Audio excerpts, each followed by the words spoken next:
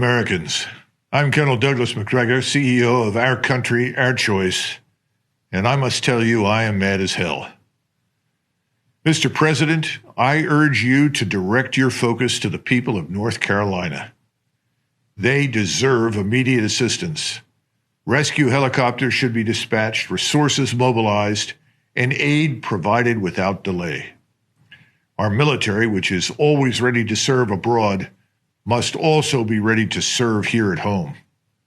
Our good countrymen and women are currently left to fend for themselves, while our government takes great care of illegal immigrants, criminal gang members, foreign governments, and of course, lines the pockets of warmongers.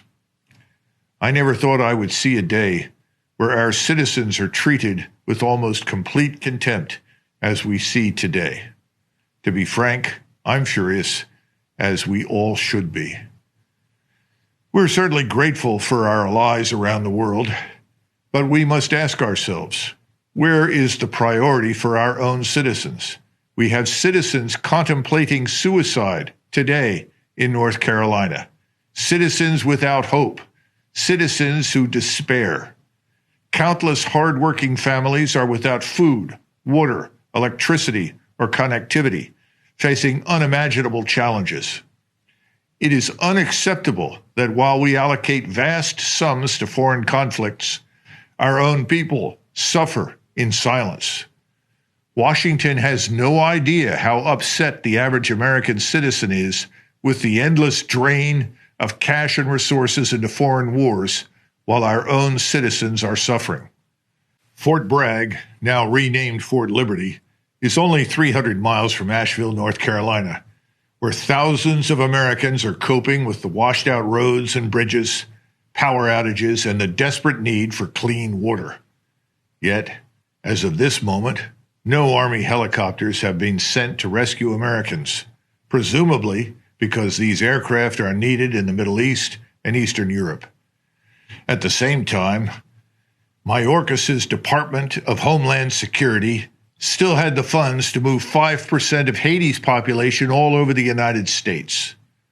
The Department of Homeland Security now reports that its funds are too exhausted and unavailable to assist Americans in the path of Hurricane Helene. Too many Americans have been left behind by a negligent federal government for too long. On the one hand, there are unlimited funds for a Ukrainian government that has lost a war, and apparently limitless funds for Israel's new war. On the other hand, the Biden-Harris administration took more than $1 billion tax dollars originally allocated for American disaster relief and used it to provide services for illegal immigrants.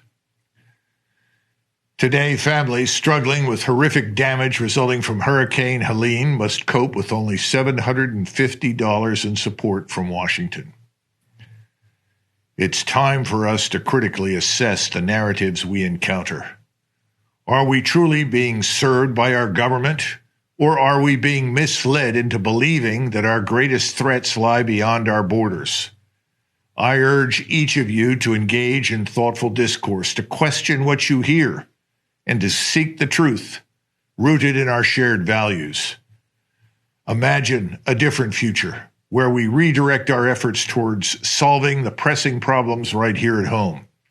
A future where our resources are allocated to rebuilding our communities, providing better health care, and addressing the root causes of addiction.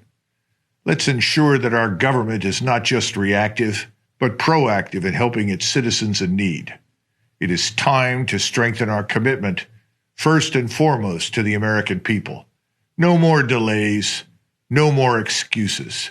It's bad enough that 76% of individual income taxes go to pay the interest on our sovereign national debt.